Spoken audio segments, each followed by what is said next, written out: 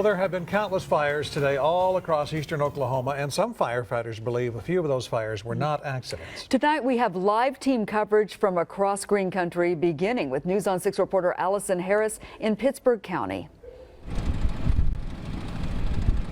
Scott and Terry, just minutes ago, we watched firefighters use torches to light this land on fire. The fire chief here says they had to resort to fighting fire with fire. And the chief is talking to someone right now so we can show you a little bit of what's happening here. We're going to ask him about his strategy.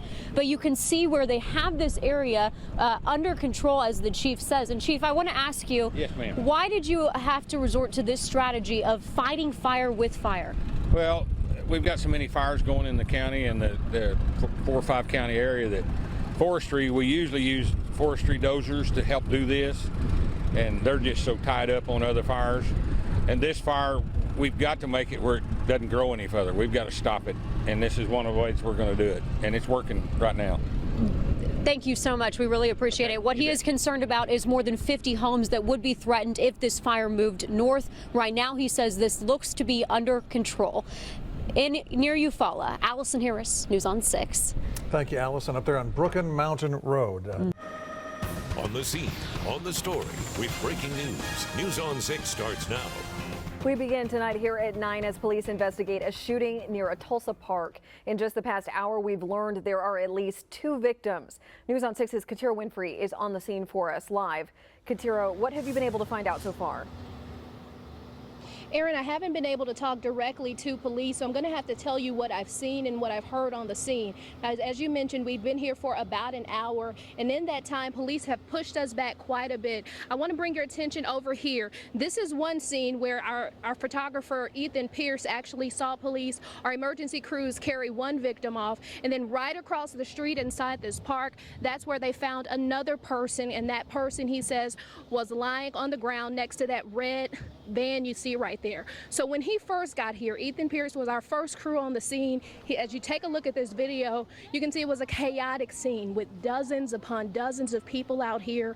He said the emotions were high, a lot of people screaming, a lot of people crying. And from what he was able to see from the scene, he told us that one of the victims is a woman, another victim is a man, and that they were both rushed off to the hospital. Not quite clear on their conditions right now, but he said he was able to talk to one of the victims' mothers off camera, and she said she just heard that her daughter was shot and that multiple people just started coming up here to the scene. But as you can imagine, with it being so early in the investigation, police haven't been able to give us really any information. But in the last 3 minutes, I actually saw the lead homicide detective get on scene.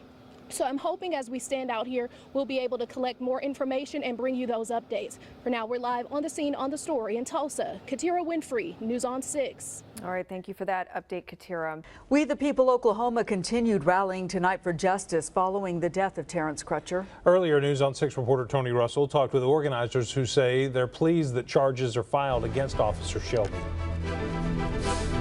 Black lives matter! Black lives matter! Tonight's planned rally in front of City Hall changed its theme following formal charges being brought against Tulsa police officer Betty Shelby. Today, we stand here victorious, day 6. We have a charge. The group We the People Oklahoma drew a large crowd, calling for action and policy changes from city leaders. It feels good that we have people being peaceful, and it feels good that we're not trying to cause any chaos, cause a riot. We're trying to be peaceful as possible.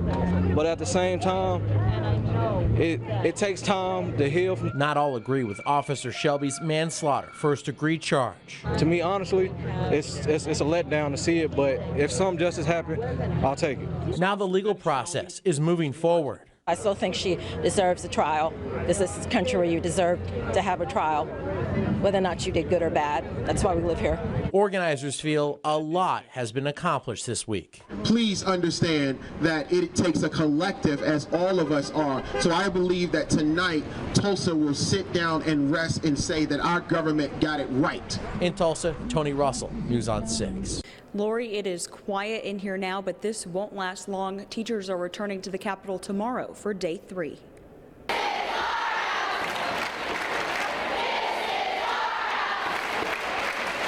It's impossible to not hear their message loud and clear. Hey, right here! You know what to do! as day 2 of the walkout packs the inside of the Capitol. It's electric. Do you have textbooks that don't even have 9/11 in your history books? Away from the rotunda, teachers listened closely to House members cheering on Representative Scott Inman after he said this. Mr. Speaker, you keep cutting off my microphone. You can silence me, but you won't silence them. Representative Inman. As the special session wrapped up, teachers went straight to lawmakers' doors. I teach 4-year-olds, and in 4-year-olds, we're all about making connections and building relationships. Stillwater teacher Susan Weaver got a promise. I'm excited. She made invitations for every lawmaker to come to her classroom and says Representative Corey Williams will be RSVPing. And he laid across the desk and said, I'll get with my secretary and I'll be there. The return tomorrow means another day away from the classroom and for many, more time on the road. We're going back tonight and we'll be back in the morning. The House will go to regular session tomorrow at 3 in the afternoon. The Oklahoma Education Association says things will kick off at 10:30 tomorrow morning outside, but they are strongly encouraging teachers to come right back inside the Capitol like they did today and pack this House. Lori, back to you. All right, Amy. Well, some teachers, of course, are very frustrated that lawmakers have said they're not going to come back here until late tomorrow afternoon. Good evening. Our top story at 10 o'clock. Overlooked evidence delays the trial of a quadruple murder suspect. Tulsa County DA Steve Kunzweiler told the judge a Tulsa police detective overlooked the evidence in the Fairmont Terrace murders from 2013. Prosecutors believe James Poor and his brother Cedric killed 4 young women. News on 6 reporter Allison Harris was in the courtroom today and talked to both the DA and the defense attorney. Allison?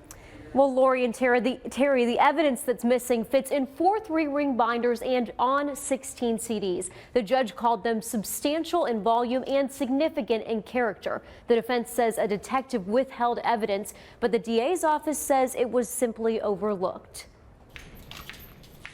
Brothers James and Cedric Poor, charged for the January 2013 murders of 4 women, walked into court for a hearing ahead of James's jury trial, which was set for Monday. But Friday, Judge Kurt Glasgow and defense attorney Wes Johnson learned there's evidence missing. 8:33 this morning, when I was in the middle of taking a shower, Steve called me up. So he said, hey, we've got a problem. And he's got a problem. Yeah, this is a big problem. Huge problem. It's like the asteroid that struck the Earth 65 million years ago and killed all the dinosaurs. Tulsa Police Sergeant Dave Walker says his detective, Kevin Hill, overlooked the evidence. A lot of that information, and rightfully so, should have been turned over to the defense. We're not going to argue that. Why it didn't, we can argue that. Walker says the binders and CDs have been on a shelf in the property room and pertain only to the early suspects in the case. You guys just didn't find it important to turn them over? Well, I don't want to say we didn't find it important. Obviously, we're seeing the importance now. But James and Cedric's defense attorneys argued that jail call records, part of the missing evidence, could point to other suspects. Johnson filed a motion to strike the jury trial, almost 3 years in the making, and the judge agreed, reluctantly, saying, "Let me tell you something, folks, this is disrupting the lives of so many people." District Attorney Steve Kunzweiler called the victims loved ones. They want it to be done right. The worst thing that can happen is you try a case and then 5 years later you're calling somebody up and say, hey, we have a problem. Cedric's trial has been set for February, and the judge says he might try the 2 brothers together to be efficient. The DA says he will look into police practices for handing over evidence. Allison Harris, News on. Tulsa firefighters are working right now to figure out what caused a shed fire today near downtown Tulsa that killed 2 people. The homeowner's family tells News on 6 he believes those victims were squatters. News on 6's Emery Bryan is live on the scene with that story for us. Emery? Well, Lori, the medical examiner's not released the identity of the 2 people who died, but they died in this shed back here, an uninsulated, unheated shed. They were apparently using a hot plate for heat. The fire didn't go beyond the small shed, but as soon as it was out, firefighters discovered 2 bodies inside, a man and woman who appeared to be living there. Police were called, but firefighters believe it started accidentally, possibly when bedding got too close to a makeshift heater. It's probably not a good idea to be sleeping in the shed to begin with, but again, they were staying warm somehow. We're not sure how it is, but I'm pretty confident there wasn't a furnace in there. This is the only video of the fire in progress taken by the man who called 911 to report it. When he was calling, Leon Gorman says he didn't realize anyone was inside. Wow.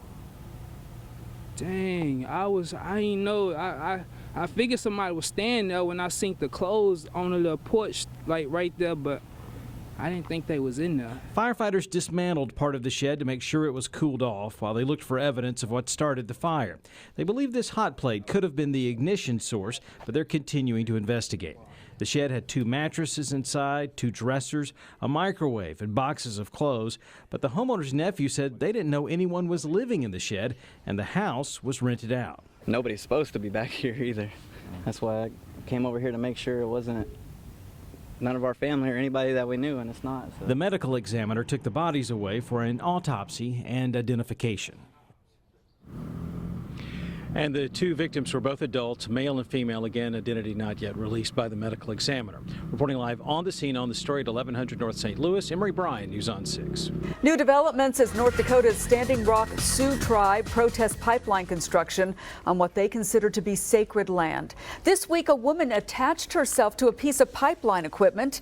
It happened just a mile away from where a man tied himself to an excavator last week. New tonight, supporters of the protests gathered at a downtown Tulsa Guthrie Green, and that's where News on 6 reporter Tony Russell is tonight with more. Tony?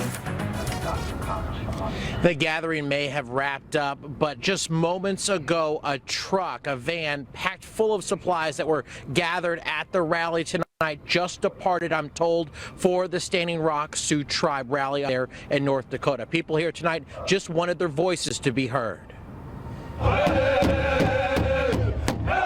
Oklahomans are rallying for a tribe 16 hours away in North Dakota. Water is life! Water is life! People from tribes all across the state gathered to protest the construction of the Dakota Access Pipeline. To see all these different people gathering to support the Sioux Tribe is just awe-inspiring.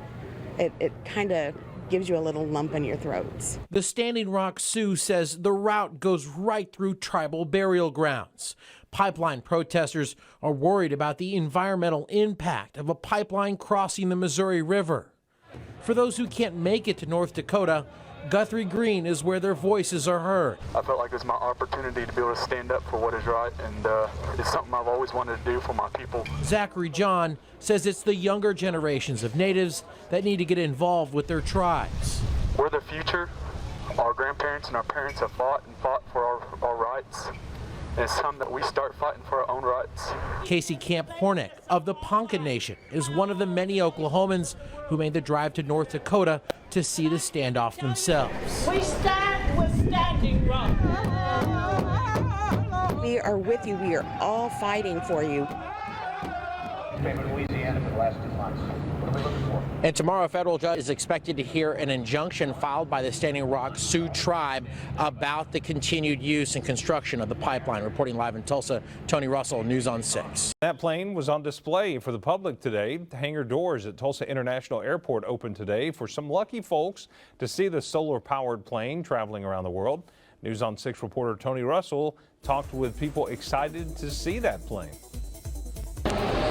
Aviation fans, engineering fans, getting a chance to get up close and personal with Solar Impulse 2. It's here inside the hangar at the Tulsa International Airport at American Airlines Maintenance Base. Here's the thing, they opened it up for the public to see it today, and it's sold out. Solar Impulse 2 is making its way across the world, and it just so happened weather diverted its zero-fuel flight from Kansas City to Tulsa.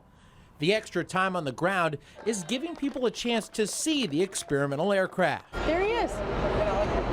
Does that look comfortable? Andrea Job heard the news of the open house and jumped online to get tickets for her daughter to see the plane. Do you think it's bigger or smaller than what you thought it would be? Bigger. Yeah, I would agree. Everyone got a chance to ask the crew questions and learn more about solar-powered flight and Solar Impulse's mission. It's pretty short because it's very light. It's only a 2.3-ton airplane. Just getting a chance to see this aircraft is a free lesson on aerospace and engineering. I love how many solar panels are on the top. It looks cool. It's awesome. It's huge. And the flight crew telling me the first window to get out of here is on Thursday. And don't forget, they're going to have another open house on Monday. Still requires some tickets. Reporting in Tulsa, Tony Russell, News on 6. A new museum's taking shape in the middle of a Tulsa neighborhood. It's a house where scenes from the movie The Outsiders were shot. News on 6 reporter Emery Bryan has the update. It's new tonight. It happens all the time. Was that your niece? Yes. Someone from the neighborhood shows up with an artifact from the filming of The Outsiders. But you've seen it with your own eyes, how many people stop by on the regular to share their stories, their experience, where they were when it was filmed. Danny Boy O'Connor, a lifelong fan of The Outsiders, still can't believe he now owns the Curtis Brothers house, where some of the scenes from the movie were shot. Pretty cool stuff, right?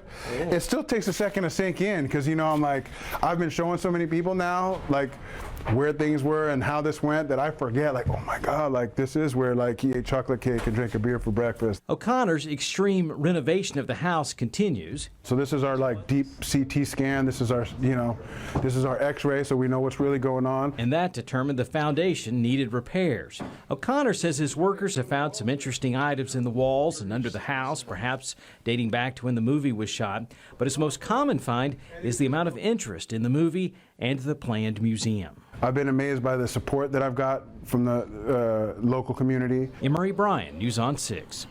We have links online with new pictures of old scenes from the movie put together by organizers of the museum and how you can help out with their efforts.